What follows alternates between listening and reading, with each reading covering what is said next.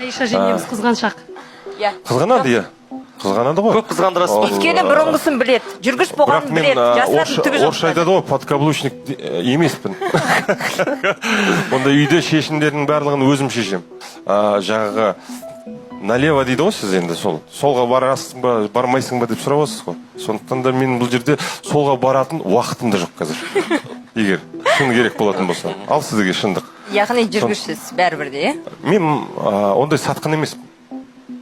Мысалға, басқа жаққа бару мен үшін, мен баламның көзінің алдында, мен екі баламның көзінің алдында, әйелдің көзінің алдында, мен ол сатқындық деп аталады.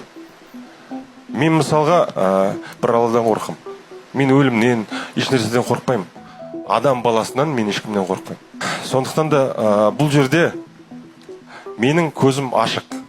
Мен айта алмаймын мен сізге, үйленбей тұрып, иә, қыздармен жүресің, әрине жүресің. Барасың қыздармен.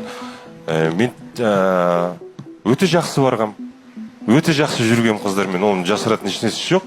Өйткені жігіт болғаннан кейін жігітсің ғой енді.